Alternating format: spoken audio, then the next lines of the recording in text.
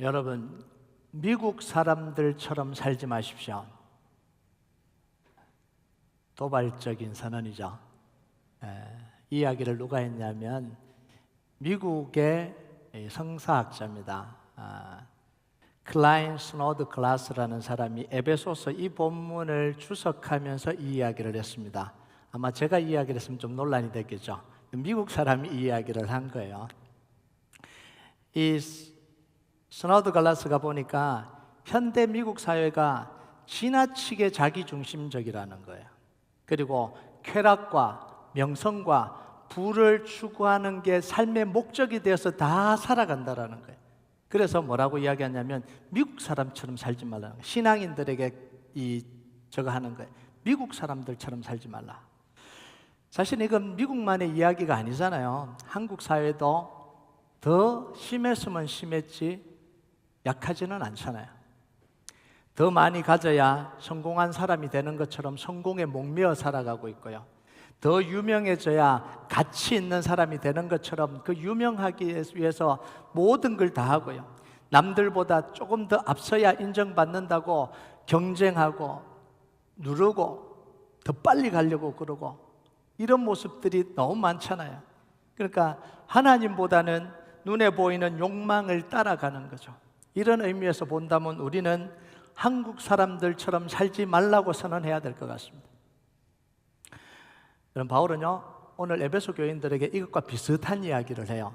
이방인들처럼 살지 말라 이렇게 이야기합니다. 우리 17절을 한번 볼까요? 17절 같이 읽겠습니다. 시작. 그러므로 내가 이것을 말하며 주 안에서 정언하노니 이제부터 너희는 이방인이 그 마음에 허망한 것으로 행함같이 행하지 말라. 자, 우리가 여기서 잘 봐야 되는 게 뭐냐면 바울은 에베소 교인들에게 에베소 사람들처럼 살지 말라 이렇게 하지 않고요, 로마인처럼 살지 말라 이렇게 이야기하지 않습니다. 뭐라고 이야기해요? 이방인들처럼 살지 말라 이렇게 이야기를 해요. 이방인들은 뭐냐면 하나님을 알지 못하고 하나님을 믿지 못하는 사람들을 총칭해서 하는 이야기가 이방인들입니다. 그럼 지금 바울은 에베소 교인들에게 이런 이야기를 하는 게 아닙니다. 에베소 사람들처럼 언어와 음식과 생활 방식을 버리고 다른 민족처럼 살아라. 다른 민족은 잘 살더라. 다른 민족처럼 살아라. 한국인처럼 살지 말고 미국인처럼 살지 말고 다른 민족처럼 살아라. 이런 이야기를 하는 게 아닙니다. 바울이 말하는 건 뭐냐면 삶의 가치관을 이야기를 하는 거예요. 무엇을 위해서 살고 뭘 목표로 삼고 살아가고 무엇을 붙들고 살아가느냐 이런 이야기예요. 이방인이 가진 이 마음에 허망한 것, 그 마음이 허망하기 때문에, 마음이 공허하기 때문에 거기서부터 나오는 그 가치관을 따라서 붙들고 살지 말라는 거예요. 그게 성공이고 그게 더 많이 가지려고 그러고 그게 남들보다 더 앞서려고 하는 게 그게 그 속에서 나오는 거잖아요. 그거 따라 살지 말라는 거죠. 여러분, 이방인들의 이 마음에 허망한 게 뭘까요? 그러면서 나오는 게 뭐냐는 거죠. 그게 18절에 나와요. 18절 한번 볼까요? 시작. 그들의 총명이 어두워지고 그들 가운데 있는 무지함과 그들의 마음이 굳어짐으로 말미암아 하나님의 생명에서 떠나 있도다. 이방인들의 지금 속마음, 이 영적인 상태를 세 가지로 표현을 했습니다. 첫 번째는 뭐죠? 총명이 어두워졌다라는 거예요. 두 번째는요, 무지하다는 거예요. 세 번째는요, 마음이 굳어 있다라는 거예요. 자, 이거는요, 단순히 그 사람의 성격과 성향을 이야기하는 게 아닙니다. 그 사람은 그런 사람이야, 그런 성향의 사람이야, 이게 아니라는 거예요. 이렇게 된 근본적인 원인이 있습니다. 그게 뭐죠? 하나님의 생명에서 떠나 있기 때문에 결과적으로 오는 영적인 상태, 그런 상태에 놓여 있다는 겁니다. 다시 말하면 하나님이 주신 생명을 잃어버렸기 때문에 죽음을 통해서 오는 죽어있는 그 상태가 바로 이게요, 총명이 어두워지고 무지하고 마음이 굳어있는 상태. 여러분, 하나님은요, 인간을 창조하실 때 생기를 불어넣었잖아요. 그러면서 생명이 됐다라고 이야기합니다. 그리고 하나님의 형상으로 창조했다라고 이야기를 합니다. 그래서 우리는 하나님의 형상을 닮아서 생기가 들어온 우리가 하나님의 형상을 닮아서 거룩함과 지식과 공의로 충만해져서 총명하고 지혜로운 상태로 창조가 됐습니다. 최고의 지혜를 가지고 창조된 게 인간이에요. 그리고 하나님과 교제하고 하나님과 대화하면서 살아가는 피조물 중에 가장 뛰어난 존재가 뭐냐면 인간이었습니다. 아담은요, 그래서 모든 생물이 지나갈 때 그 생물에게 이름을 붙여줄 만큼, 그리고 피조물의 모든 피조물을 다스릴 만큼 뛰어난 지혜와 분별력을 가지고 있었잖아요. 이게 최초의 인류, 하나님이 지으신, 형상으로 지으시고 생기를 불어넣으신 아담의 모습이었습니다. 자, 그런데 아담이 범죄로 말미암아 하나님이 주신 생명을 잃어버린 거예요. 다시 말하면 하나님과 관계가 끊어져 버렸습니다. 아우구스티누스가 이걸 뭐라고 이야기를 했냐면, 인간의 본성, 이때 인간의 본성은 타락한 본성이 아닙니다. 타락하기 전에 하나님의 형상으로 만들어진 이 인간의 본성, 곧 하나님의 형상이 손상되고 타락했다라고 이야기를 해요. 인간의 자유의지가 그렇다고 완전히 다 사라져버린 건 아닌데, 사라져버리면 아예 그냥 하나님과 완전히 관계가 없어지죠. 사라진 건 아니에요. 근데 죄로 말미암아 약해지고 무능해졌다라고 이야기합니다. 그래서 아우구스티누스는요, 이걸 의학적인 설명을 해요. 마치 질병에 감염된 것처럼 죄가 인간으로 들어와서 생명에 심각한 손상을 입혔다, 이렇게 이야기를 합니다. 그 결과 인간의 모든 기능이 다 떨어진 거예요. 모든 기능이. 총명이 어두워져 버렸고, 생각하는 게 무지해져 버렸고, 마음은 굳어져 버렸다는 거예요.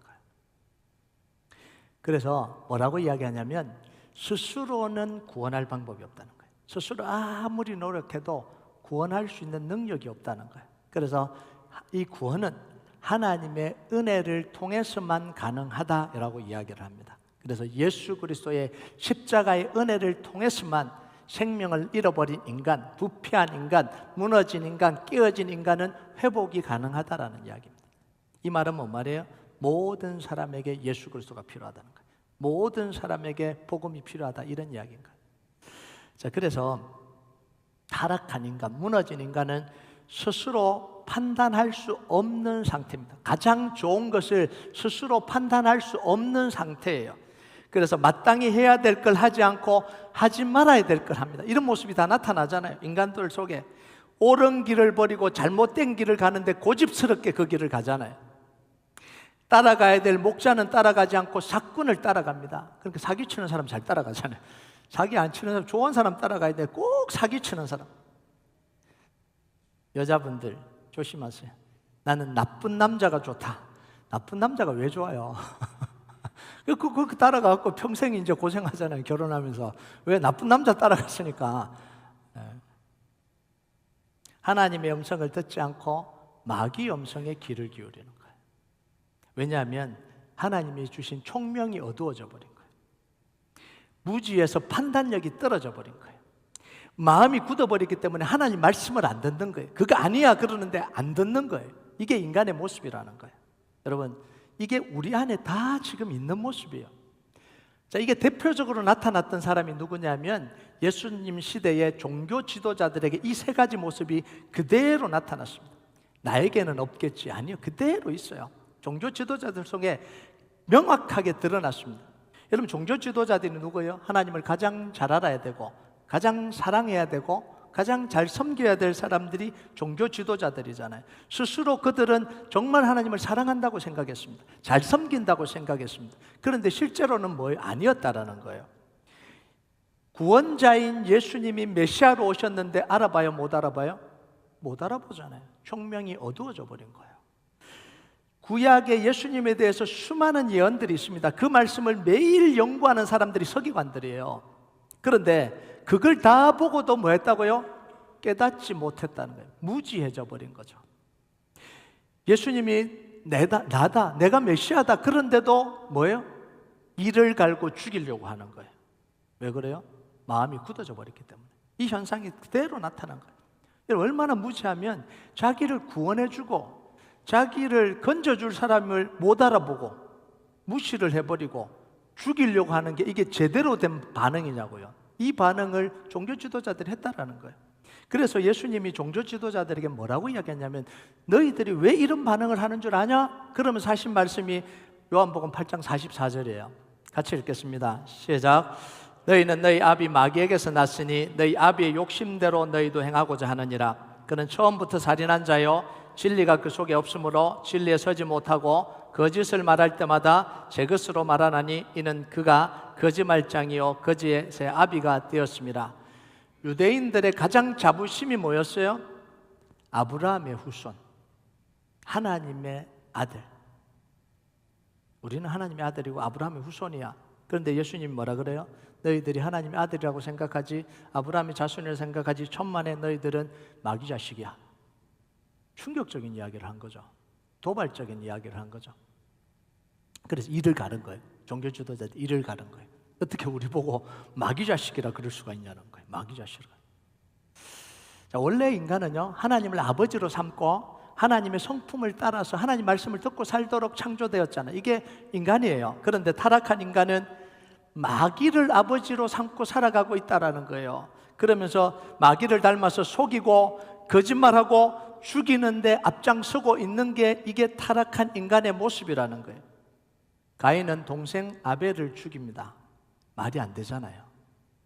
자기 동생, 친동생 아벨을 가인이 죽여요. 가룟 유다는 3년 동안 따라다녔던 예수님을 죽으라고 대제사장들에게 팔아버립니다. 왜 그래요? 마귀가 준 가치관을 따른 거예요. 그래서 죄와 욕망에 사로잡힌 인간은요 하나님의 말씀이 들리는 게 아니라 사탄의 생각이 자기 생각이 되어버리는 거예요. 그걸 자기 생각으로 받아들이는 거예요. 왜 그러냐면 총명이 어두워지고 무지하고 마음이 굳어버려서 그런 거예요. 자, 그 결과로 나타나는 모습이 뭐냐면 19절입니다. 이 세 가지, 총명이 어두워지고 무지하고 마음이 굳어질 때 어떤 모습이 나타나냐, 이런 모습이 나타납니다. 19절을 한번 볼까요? 같이 읽겠습니다. 시작. 그들이 감각 없는 자가 되어 자신의 방탕에 방임하여 모든 더러운 것을 욕심으로 행하되, 죄가 인간에게 깊이 침투하고 들어오니까 영적 감각이 사라져 버리는 거예요. 도덕적 감각이 사라집니다. 윤리적 감각이 사라져요. 무뎌져요. 그러니까 무엇이 옳고 그런지의 감각이 사라집니다. 죄를 짓는데 죄책감을 느끼지 않는 상황, 죄를 짓는데도 무감각해지는 상황으로 된다라는 거예요. 그래서 이 일이 일어날 때 사람들이 어떤 방식으로 살아가냐, 두 가지 모습입니다. 첫 번째는 방탕해진다는 거예요. 삶이 방탕해진다는 거예요.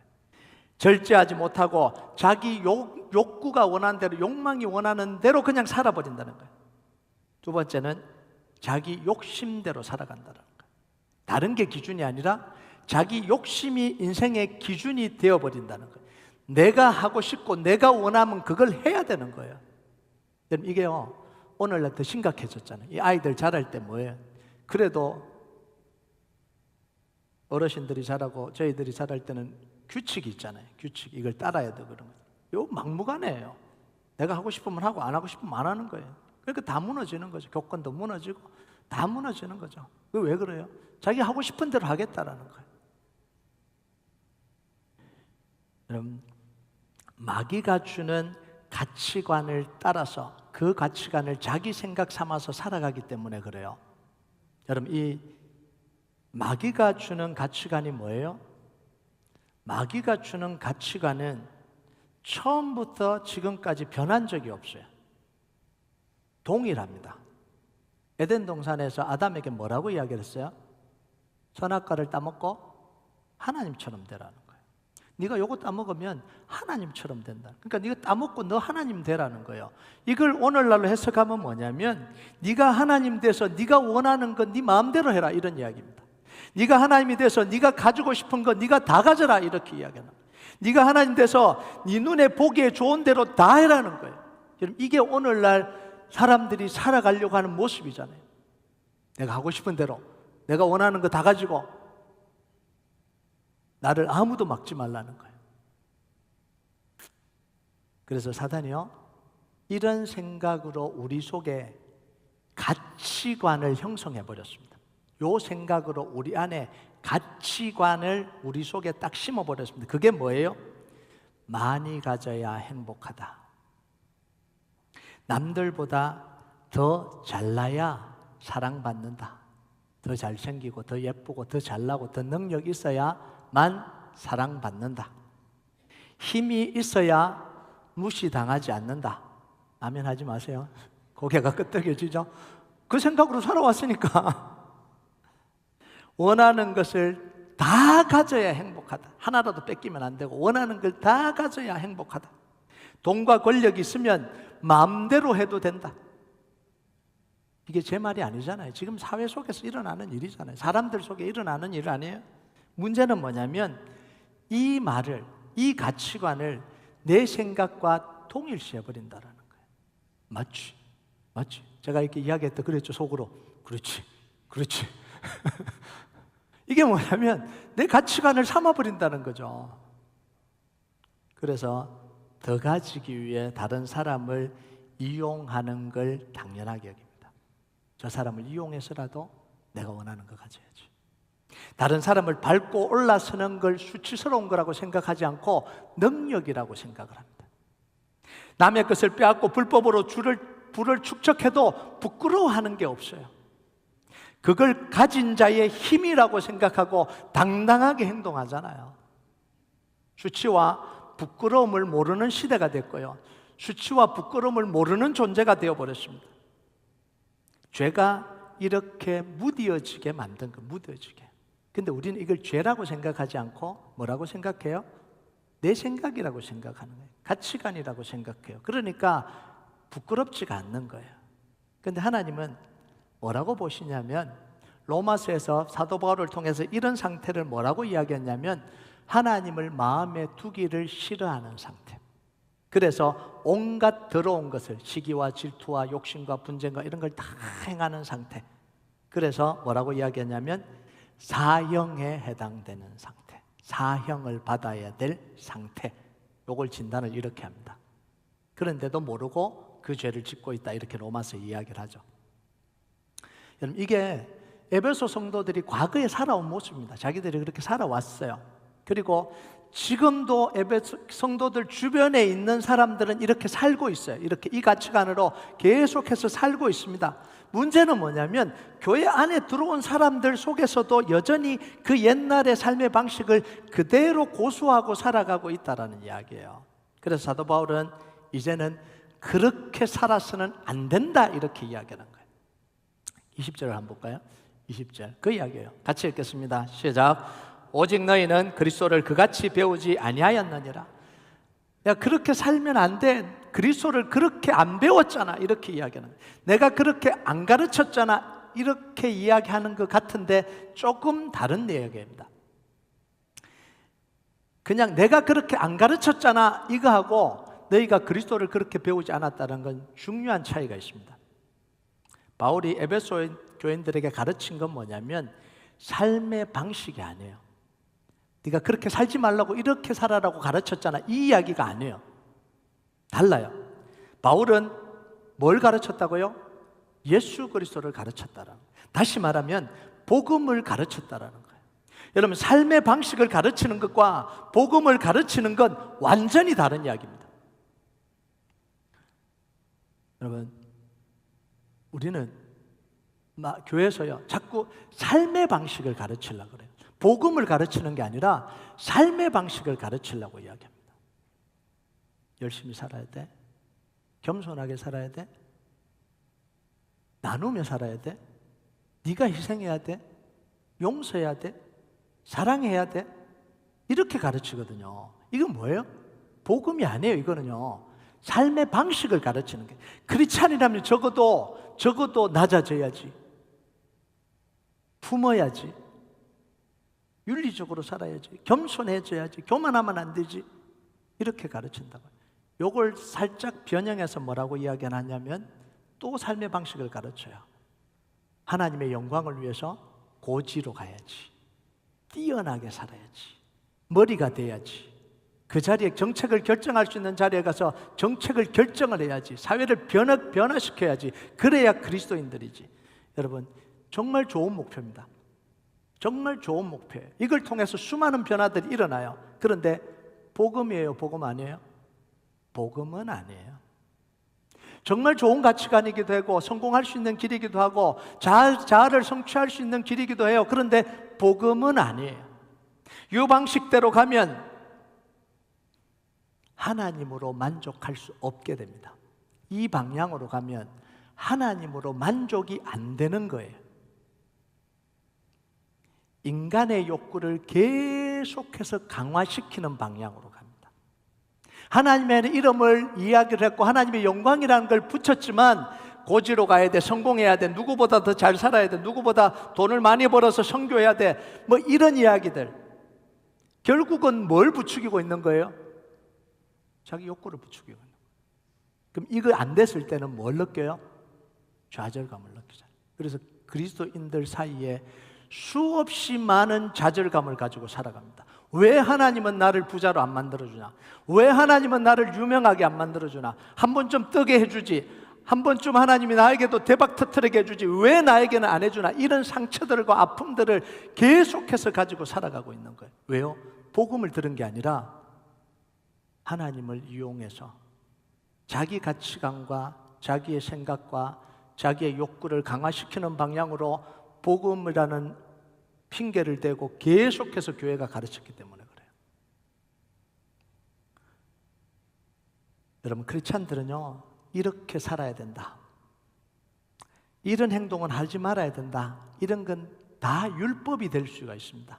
왜냐하면 인간 스스로는 그렇게 살아낼 힘이 없거든요. 그렇게 살아낼 능력이 없어요. 문제는 인간 안에 그렇게 살 마음도 없고, 낮아지고 싶으세요?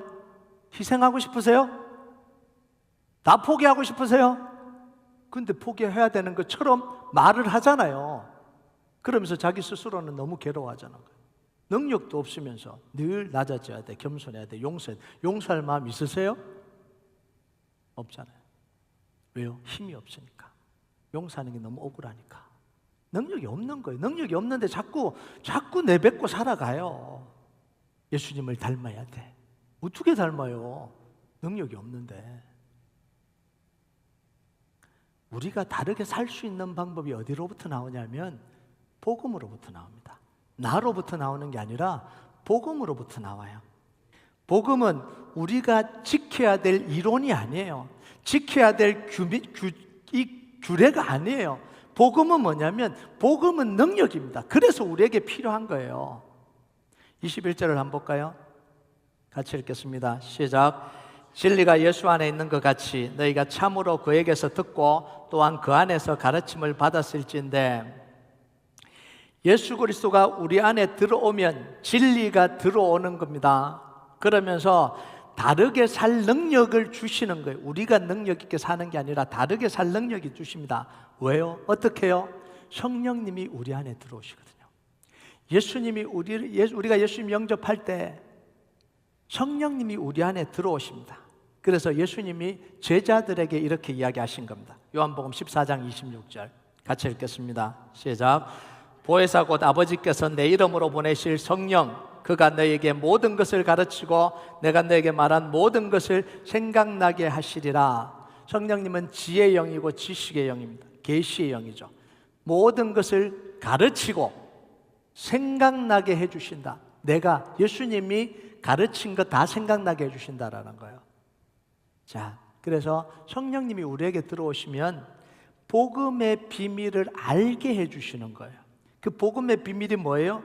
우리가 어떻게 창조되었는지, 우리가 어떤 존재인지, 왜 타락하게 되었는지, 예수 그리스도가 누구인지, 예수님을 통해서 우리에게 어떤 일이 일어났는지, 어떤 능력이 우리에게 주어졌는지, 그걸 다 알고 깨닫도록 뭐 하신다고요? 가르쳐 주신다라는 거예요. 성령님이 우리 안에서 마음의 눈을 밝혀서 어두워졌던 이 총명을 다시 회복시켜 주신다는 거예요. 지혜와 지식을 주셔서 지혜롭게 우리를 만들어 주신다라는 거예요. 우리의 마음을 감동시켜서 하나님의 말씀이 들리도록 해 주신다라는 거예요. 다시 회복이 되죠. 그럼 어떤 일이 일어날까요? 우리가 어떤 존재인지 알고 어떻게 창조됐는지 알고 예수가 누군지를 알고 예수님의 십자가를 통해서 우리에게 어떤 능력이 주어졌는지를 알면, 사단이 우리에게 어떤 짓을 했는지가 드러나면 그 결과 어떤 일이 일어날까요? 사탄이 우리에게 빼앗아간 게 뭔지를 알게 되는 거예요. 사단이 우리에게 속여서, 우리가 사단에게 속아서 얼마나 두려움 속에 고통당하며 살았는지를 알게 되는 거예요. 사단이 심어놓은 그 잘못된 가치관 때문에 우리가 얼마나 속상했고 얼마나 속았고 얼마나 고통당했고 얼마나 많이 이용당했는지 깨닫게 해주는 거예요. 잘생겨야만 사랑받는다. 능력 있어야만 사랑받는다. 네가 열심히 죽도록 노력해야 그래도 인정받는다. 돈 없으니까 네가 무시당하는 거야. 수없이 우리에게, 그래서 그거 두려움 때문에 짓눌려서 살았잖아요. 사랑받지 못할까 봐, 인정받지 못할까 봐, 그게 짓눌려서. 그러면서 하나님이 뭐 하시냐면 그 사탄을 대적할 수 있는 방법을 알려주시고 복음으로 이길 힘을 우리에게 주시는 거예요. 그게 복음으로부터 나오는 거예요. 바울이요, 지금 무슨 이야기를 하냐면 예수 그리스도를 너희들이 알지 않냐는 거예요. 내가 예수 그리스도를 너희에게 가르쳐줬지 않냐는 거예요. 복음을 너희가 들었지 않냐는 거예요. 복음을 알지 않냐는 거예요. 그리스도를 알았다면, 복음의 능력을 깨달았다면 이대로 살지 말라는 거예요. 그래서 22절에서 24절까지 이 이야기를 비로소 할 수 있는 거예요. 복음을 아는 사람들에게, 예수 그리스도를 아는 사람들에게 할 수 있는 이야기예요. 모르는 사람들에게 이야기하면 죽으라는 이야기예요. 능력이 있기 때문에 그렇게 이제 안 살아도 된다, 너희들 속에 능력이 있다라는 걸 말해주는 거예요. 22절에서 24절까지 한번 볼까요? 같이 읽겠습니다. 시작. 너희는 유혹의 욕심을 따라 썩어져가는 구습을 따르는 옛사람을 벗어버리고 오직 너희의 심령이 새롭게 되어 하나님을 따라 의와 진리의 거룩함의 집으심을 받은 새 사람을 입어라. 뭘 깨달아야 되냐면, 내가 상처 속에 살아왔잖아요. 나는 왜 이렇게 못생겼을까? 나는 왜 이렇게 인정받지 못할까? 나는 왜 이렇게 돈이 없을까? 나는 왜 이렇게 재능이 없지? 두려움 때문에 눌려 있었던 게 다 누구한테 속은 거예요? 사단에게 속은 거예요. 사단이 나를 조롱한 거구나, 이게 깨달아진 거예요. 그렇게 내가 그게 목매달 이유가 없었는데, 내 자존심을 세우려고, 거짓 평안을 누리려고 다른 사람을 시기하고 질투하고 분노하고 미워하고 살아가구나. 내 자존심 세우려고 저거 사기쳐서 돈 번 거지. 좀 뭘 하면은 그냥 갉아내리기에 바쁘고 인정하지 못하는 이 좁은 자아를 가지고 내 마음에 좀 평안을 얻어보려고. 그리고 그래도 있어야 사랑받고 힘이 있어야 사랑받고 그런다고 돈을 죽도록 벌기도 하고, 죽도록 내가 뭔가 돼보려고 하고, 내가 뭔가 되면 누가 인정해 주겠지, 거기에 매몰돼서 진짜 살아야 될 내 인생을 살지 못하고 비참하게 살아온 그 모습이 보이잖아요. 이걸 깨달으면 벗어던질 수 있습니다. 이걸 깨달으면, 아, 그렇게 안 살아도 됐구나. 막 사람들 험담 안 하고 살아도 됐구나. 그렇게 욕 안 하고 살아도 됐구나. 사람들을 그렇게 뒤에서 막 이렇게 안 하고 살아도 됐구나. 그냥 하나님이 주신 그대로 살아도 됐는데 불안하니까, 두려우니까, 상처받지 못할까 봐, 사랑받지 못할까 봐, 왕따 당할까 봐, 그게 두려워서, 그게 눌려서 살아왔잖아요. 진짜 살아야 될, 사랑한다고 말도 못 해보고, 진정한 칭찬도 한번 못 해보고, 그 사람을 인정하지도 못하고, 진짜 너 잘한다 라고 인정하지도 못하고, 늘 이 낮은 자존감에 쩔어서 그렇게 살아온 거예요. 왜요? 잘못된 가치관이 우리를 심어버리기 때문에. 성령님 우리 안에서요, 들어오시면 그걸 깨닫게 해주실 뿐만 아니라 우리의 심령을 새롭게 해주십니다. 새롭게. 그러면서 하나님의 의와 진리의 거룩함으로 다시 태어나게 해주십니다. 이 다시 태어나게 해주신다라는 건 뭐냐면 우리의 가치관을 싹 바꿔주신다는 거예요. 잘못된 가치관이 아니라 복음으로 다시 가치관을 싹 바꿔주신다라는 거예요. 그래서 하나님과 동행하는 기쁨이 뭔지를 알게 해주시는 거예요. 아, 이게 기쁜 거구나 알게 하는 거예요. 진리 안에 있는 이 자유함이 뭔지를 알게 하는 거예요. 하나님이 나를 벌 주시면 어떡하지? 열심히 안 하면 하나님이 나를 지옥 가게 하실까? 그게 아니라 진짜 복음 안에 누리는 하나님 나를 정말 사랑하시는구나. 하나님 나를 끝까지 붙들고 계시는구나. 이 기쁨이 누리죠. 성령 안에서 평안함을 누리게 하고요. 거룩함의 이 아름다움을 경험하게 합니다.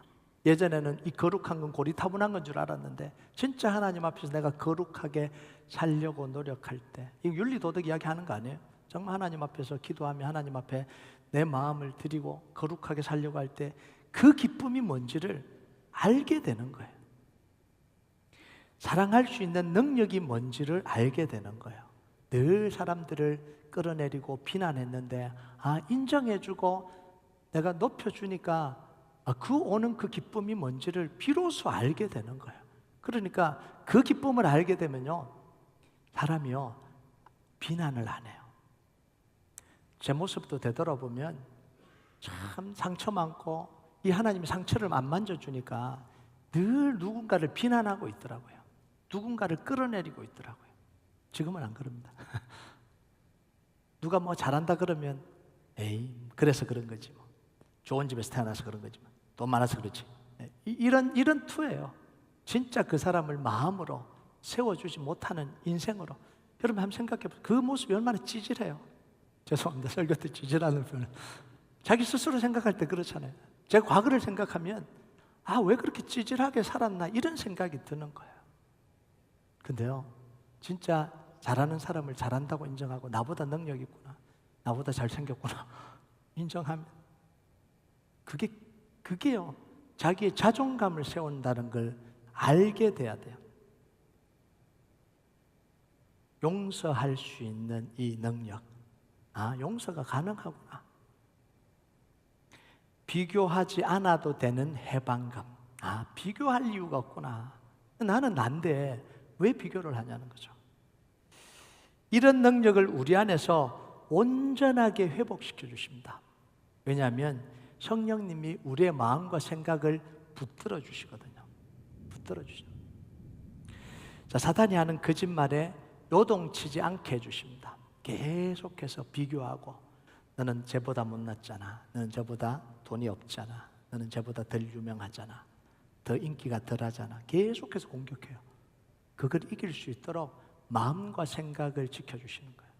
자, 요한복음 14장 27절 한번 볼까요? 같이 읽겠습니다. 시작. 평안을 너에게 끼치노니 곧 나의 평안을 너에게 주노라. 내가 너에게 주는 것은 세상이 주는 것과 같이 아니하니라. 너희는 마음에 근심하지도 말고 두려워하지도 말라. 그럼 세상이 주는 평안이 뭐예요?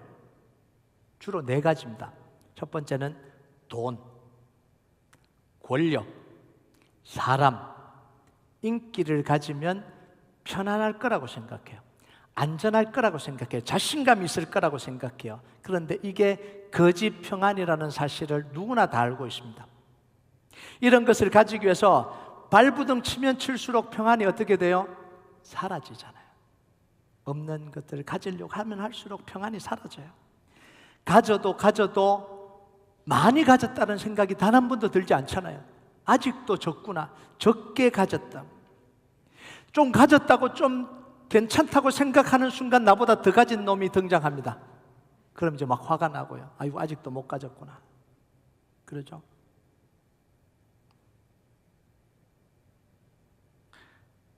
내가 그래도 다른 사람보다 빨리 했지. 근데 나보다 더 빨리 한 놈이 나타나면 뒤처진 것 같잖아요. 갑자기 기분이 확 나빠지잖아요. 그러니까 이 평안이 가지려고 하면 가져지지가 않아요. 진짜 평안은 뭐냐면 이런 게 없어도 평안한 겁니다. 가진 사람보다 더 평안한 게 그게 능력입니다. 없으면서 더 평안한 게 그게 능력이라고요. 인기를 가진 사람이 누리는 그 평안함보다 인기 없는 사람이 가지고 있는 이 안정감이 더 큰 평안함이에요. 이 능력을 성령님이 우리의 마음에 주신다라는 거예요. 그래서 사도 바울은 이걸 뭐라고 표현했냐면 무명한 자 같으나 유명한 자다. 가난한 자 같으나 많은 사람을 부유하게 하는 사람이다. 아무것도 없는 자 같으나 모든 것을 가진 사람이다. 왜요? 예수 그리스도를 통해서 하나님이 주시는 평안함이, 자신감이, 자존감이, 복음으로부터 오는 그 하나님의 주시는 그 자존감이 우리의 마음을 꽉 채우고 있기 때문에 그래요. 저는 가끔씩 이렇게 이야기하는 분들이 계세요. 예수 그리스도면 충분하다. 주님은 충분하다. 제가 속으로 이야기합니다. 거짓말하지 말라고. 다 종교적인 수식어만 해대고 있어요. 근데 그 말이 사실이려면, 그 말이 진짜 맞으려면 돈이 주는 것보다 더 큰 가치와 기쁨을 실제로 받아야 돼요. 근데 안 받고 그 이야기 하거든요. 안 받고. 그래서 내가 거짓말이라고 이야기를 하는 거예요. 진짜 받았으면 그게 맞아요. 근데 진짜 받았으면 그 말을 떠들지도 않고 다녀요. 그게 안 되니까 자꾸 떠들고 다니죠. 제 이렇게 주변에 있는 목사님들 중에도 그런 이야기 하는 분들이 종종 계시거든요. 다 내려놨다. 예수 그리스도면 충분하다. 속으로는 커지려고 욕망이 이만큼 있다는 걸 너무 잘 아는데 말로는 그런 거예요. 그게 뭐냐면 하나님으로부터 오는 게 없다라는 이야기예요. 없다. 그리고 우리는 또 속여요. 다 내려놨다. 하나님이면 충만하다. 충분하다. 주님, 저는 주님 것만 살게요. 이렇게 고백하면 하나님이 어여삐 여기셔서 내가 원하는 걸 냈다 이렇게 주실 것 같아서 참 한심스럽죠. 이게 우리의 모습이에요. 여러분, 복음 없이 내가 하려고 하면 다 망합니다. 왜냐하면 우리에게는 그럴 힘이 없어요. 내가 살고 싶어서 그렇게 사라지면 얼마나 좋겠어요. 안 사라진다니까요. 여러분, 내가 담대하게 살아야지, 자신감을 가지고 살아야지, 이제 비교하지 않고 살아야지, 잘 살아야지 라고 하면 잘 사라지면 되는데 끊임없이 속에서 뭐가 올라와요? 시기하고 질투하고 험담하고 끌어내려고 오는 모습이 계속해서 나타나잖아요. 안 하려고 했는데 안 되잖아요. 안 되잖아요. 사탄이 우리를 가만두겠어요? 계속해서 뒤흔드는데 네가 그렇게 고백한다고 네 인생이 그렇게 되는 줄 알아? 계속해서 뒤흔들잖아요. 그렇게 속에서 또 계속해서 올라오는 거예요. 부글부글 올라오는 거예요. 막 갈등이 막 올라오는 거예요. 근데 입으로는 주님이면 주님이면 전부입니다 하고 있는 거예요. 모임에 가서는 내가 하나님의 은혜가 충만하다. 속에 뒤로 가면 부글부글 끓고 있는 거예요. 이게 오늘날 현대인의 모습입니다. 그래서 범죄하고 사고치고 나쁜 짓 하는 사람들 중에 수없이 많은 교회 다니는 사람들 있잖아요. 왜 그래요?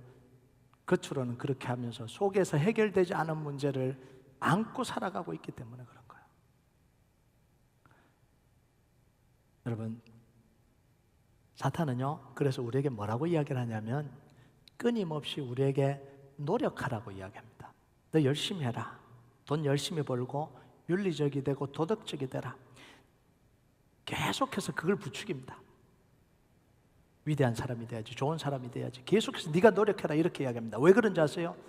노력하면 할수록 뭐가 드러나요? 자기의 무능함이 드러나거든요. 해보면 해볼수록 자기의 무가치함이 드러나거든요. 자기에게 선한 게 없다는 게 알게 돼요. 겸손하다고 사랑한다고 해보는데 보니까 속에 누구보다 더 음흉한 생각이 있다는 걸 알게 되는 거예요. 그러면 어떻게 돼요? 무너져 내리는 거예요. 그러니까 사탄은 계속해서 네가 노력하라 그러는 거예요. 그런데 하나님은 우리에게 뭐라고 이야기하는지 아세요? 노력하라고 이야기하잖아요. 노력해서 얻으라고 이야기하지 않습니다. 하나님 우리에게 뭐라고 하냐면 이미 가졌다라고 이야기하죠. 주셨다라고 이야기합니다. 성령님이 너희 안에 있다라고 이야기합니다. 예수 그리스도가 너희 안에 있다라고 이야기를 하죠. 그러면서 뭐라고 이야기하냐면 노력하라고 이야기하지 않고 기도하라고 이야기를 합니다. 너희들에게는 나오지 않는다라고 이야기를 하는 거죠. 후히 주시고 꾸짖지 않는 하나님께 구하라고 이야기합니다. 예수님 이름 부르면서 요청하라고 이야기합니다. 하나님께 구하면 지혜를 주시겠다고 합니다. 하나님께 구하면 이길 힘을 주시겠다고 합니다. 기다리고 견딜 능력을 주시겠다고 이야기합니다. 죽도록 기다려라, 죽도록 인내라, 이게 아니죠. 내가 주겠다라고 이야기합니다. 그러면 이렇게 생각하겠죠. 아무것도 노력하지 않아도 됩니까? 내 생각으로 하지 말라는 이야기야. 내 생각으로. 하나님이 주신 지혜와 전략을 따라서 하나님의 인도를 받아 가라는 거예요. 여러분, 지혜 없는 사람이 일을 열심히 해버리면 어떻게 돼요? 다 망쳐버리죠. 그냥 놔두라 그러는데 내가 할 수 있습니다 덤벼들어서 막 조립하다가 뭐에 다 깨버리고 다 망쳐버리잖아요. 그거 복구하려면 시간이 더 필요하잖아요. 차라리 그냥 놔두지. 그거 이제 어떡하겠어요. 그거 2배의 더 에너지를 쏟아도 복구가 안 되는 그런 상황을 만들어버리잖아요. 내가 하겠다고 지혜가 없는데 그럼 어떻게 돼요? 다 망쳐버리는 거예요. 이게 우리 인생입니다. 전문가 말을 들어야 되죠. 그래서 예수님 뭐라고 이야기해? 수고하고 무거운 짐진 자들아 다 내게로 오라. 이건 뭔 말이냐면 그냥 짐 내려놔라는 이야기 아닙니다. 네가 생각하고 네가 고민하고 네가 하려고 하던 거 다 내려놔라는 이야기. 그 쓸모없다라고. 그러면서 내가 고민하고 힘들어 죽겠다 그러고 그러지 말라는 거예요. 시간 없다 그러고 그러지 말라는 거예요. 그러면서 뭐라고 이야기해요? 내 멍에를 메고 배우라. 내 멍에는 쉽고 내 짐은 가볍다. 이렇게 이야기해요. 수고하고 무거운 짐 다 내려놓고 푹 쉬어라 이렇게 이야기한 거 아니잖아요. 아무것도 하지 마라 그게 아니잖아요. 그거 내려놓고 내 멍에를 메고 내게 배우라는 거예요. 하나님이 주시는 방법, 하나님이 주시는 전략, 하나님이 주시는 지혜를 따라서 가라 이런 이야기입니다. 그래서요, 우리가 뭘 해야 되냐면 내 생각 내려놓고 하나님의 말씀을 따라가야 돼. 지금 내가 하고 있는 게 내 욕심이라는 게 인지가 돼야 돼요. 지금 내가 하고 있는 게 이게 추한 모습이라는 걸 인지가 돼야 됩니다. 내가 하고 있는 게 이게 어리석다라는 걸 인식을 해야 되는 거예요. 이게 인식이 안 되면 똑같이 살아요. 똑같이 살아요. 그래야 뭐 할 수 있냐면 도움을 구할 수 있는 거야. 하나님, 내가 어리석은 짓을 했네요. 내가 아무 능력이 없네요. 그러면 결국은 뭐 하는 거예요? 하나님께 나아가는 거예요. 그래서 우리에게 기도가 필요한 거예요. 그래서 우리가 아무것도 안 하는 게 아니라 기도하는 것이 최고의 것입니다. 기도할 때 하나님이 지혜를 주시고, 기도할 때 전략을 주시고, 기도할 때 우리의 총명이 어두워진 것 다시 총명스럽게 만들고, 지혜를 주시고 전략을 주시고, 하나님 우리의 마음을 열어서 고집 부리지 않고 하나님의 말씀을 따라가도록 우리를 해주시는 거예요. 그게 성령님의 역사입니다. 그래서 우리가 해야 되는 게 뭐냐면 이 하나님을 만나야 됩니다. 그래서 우리 교회가 기도의 숲 만들기를 이루어가는 건 뭐냐면 이거예요. 이제는 말로 하지 말아요. 자기 노력을 하지 마세요. 평생 그렇게 살아오셨잖아요. 앞으로 그렇게 살면 여러분 평생 그렇게 살다가 끝날 겁니다. 기도하는 시간이 있어야 하는 내 총명이, 이 어두운 총명이 다시 하나님이 주시는 은혜를 누릴 거 아니에요. 기도해야 무지한 내 생각이 하나님이 주신 전략과 지혜로 바뀌어질 거 아니에요. 기도해야 내가 얼마나 고집스럽게 지금 행동하고 있는지 보일 거 아니에요. 다른 사람이 아무리 말해도 몰라요. 자기가 봐야지. 그게 보여야 비로소 하나님의 말씀이 들리기 시작하는 거예요. 여러분, 그래야 여러분이 살아납니다. 여러분이 살아나야 여러분의 가정이 살아나고, 여러분이 살아나야 여러분의 자녀들이 살아나요. 이제는 여러분이 기도하면서 하나님을 경험해 가시길 주님의 이름으로 축복합니다. 우리 같이 찬양하도록 하겠습니다. 이 찬양 하나님 앞에 좀 올려드립시다.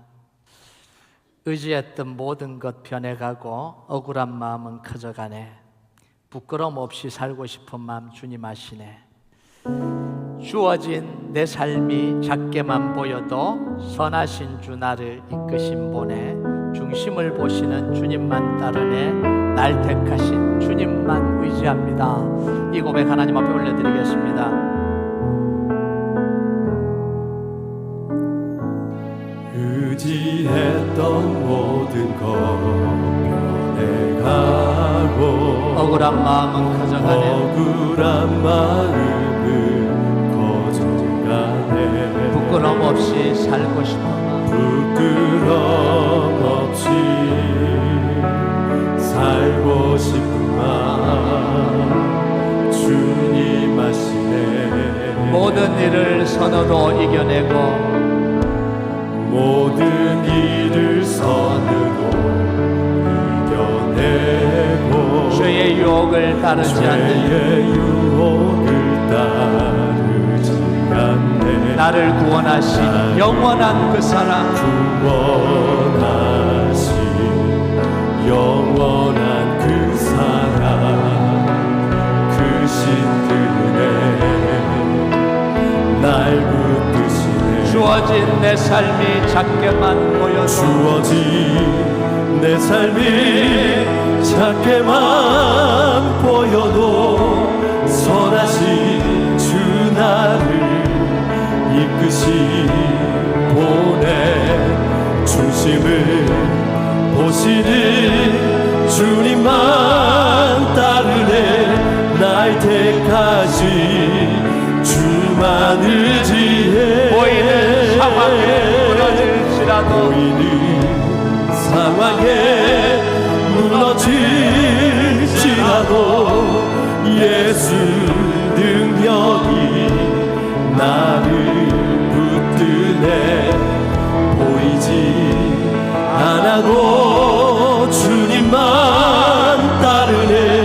내 평생 주님을 노래하리라. 다시 한번 고백합니다. 의지했던 모든 것 변해가고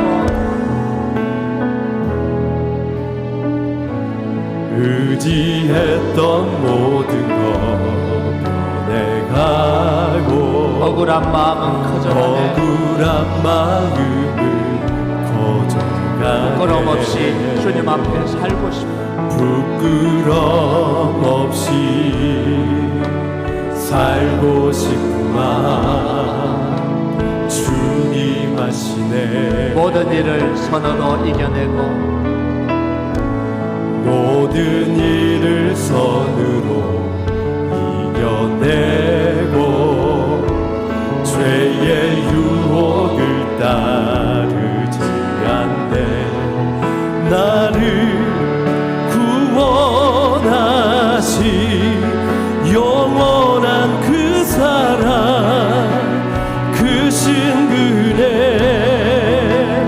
날 주어진 내 삶이 붙드시네. 작게만 보여도 주어진 내 삶이 작게만 보여도 선하신 주 나를 이끄시 보내. 중심을 보시는 주님만 따르네. 보시는 주님만 따르네. 날 택하신 주만 의지해. 보이는 상황에 무너질지라도 보이는 상황에 무너질지라도 예수 능력이 나를 붙드네. 보이지 않아도 주님만 따르네. 내 평생 주님을 우리 마지막으로 고백합니다. 주어진 내 삶이 작게만 보여도 주어진 내 삶이 작게만 보여도 선하신 주 나를 이끄시 보내. 중심을 보시는 주님만 따르네. 보시는 주님만 따르네. 날 택하신 주만 의지해. 보이는 상황에 무너질지라도 보이는 상황에 무너질지라도 예수 능력이 나를 붙드네. 보이지 않아도